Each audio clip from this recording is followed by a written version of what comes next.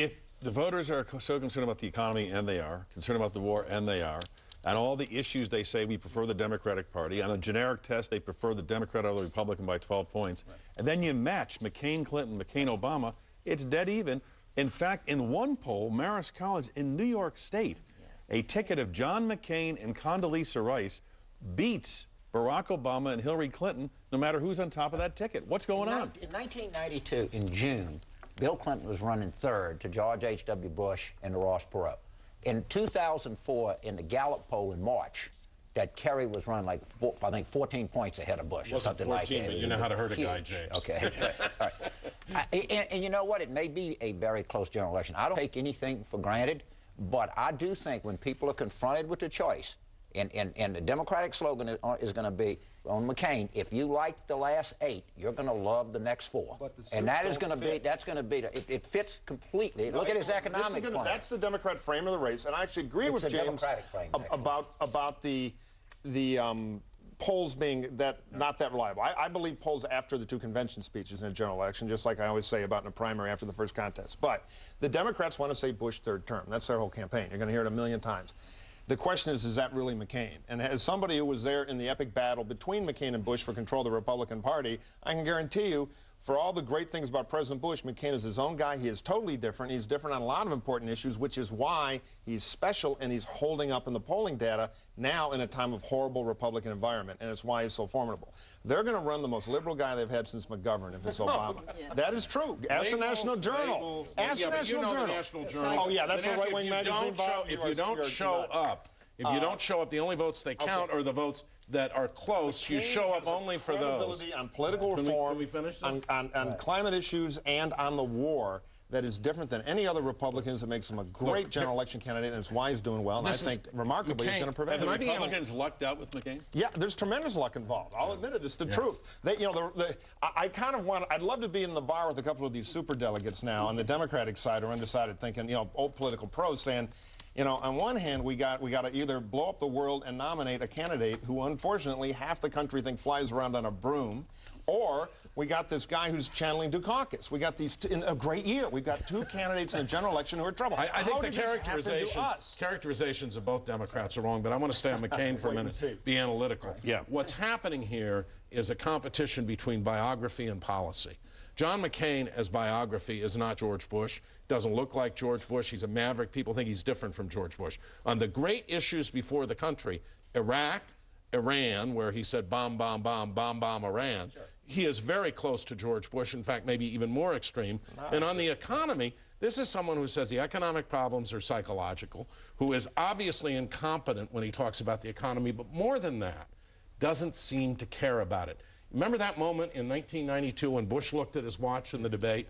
When John McCain starts talking about the economy, it's almost like he's looking at his watch all the time. But all that being said, while Senator Obama and Senator Clinton are going after each other, John McCain is going to the inner cities, going to Appalachia, going out, reaching out to people, positioning himself, defining himself, framing himself.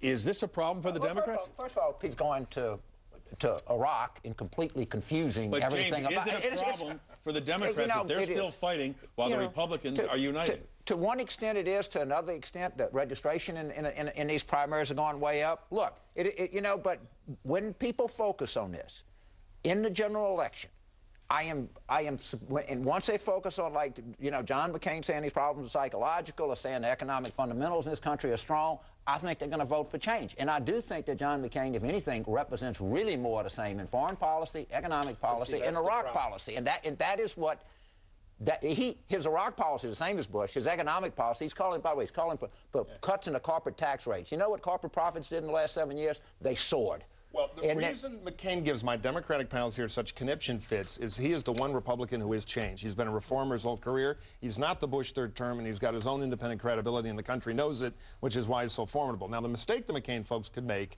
is to run the Republican base campaign that we've proven now after a couple of midterm elections doesn't work. McCain has to be McCain, which has some risk to it. The base won't always like it, but that's a very stay home.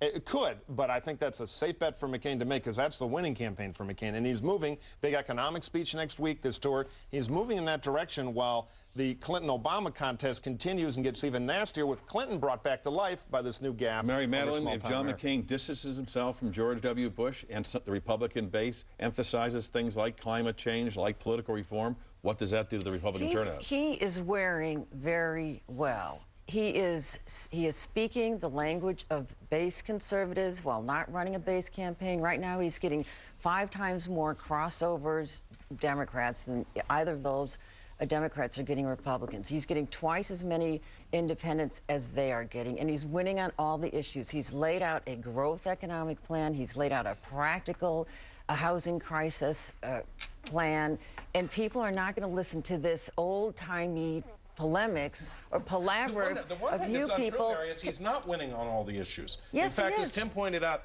what's remarkable is that he's running the race he is while he's losing on those issues. I ultimately think those issues reassert themselves. But let's be honest about this. Tim's right. McCain was the strongest Republican candidate. He is, while the Democrats continue to fight, reaching out, trying to do his best. He's got to give an economic speech next week where it sounds like he actually isn't bored by reading his own words. But listen, I wish they had nominated someone else because I think John McCain is the strongest Republican. You also, Bob Shrum, urged the Democrats to lower the rhetoric a little bit. Yes. On both sides. Yes. I think that the constant temptation to attack, I mean, the suggestion that Barack Obama, coming from Senator Clinton, was not, or at least the omission that he's capable of being commander-in-chief, some of the attacks back at her, they defend them as counterattacks. I think this process can go on, will go on, at least through Indiana and North Carolina.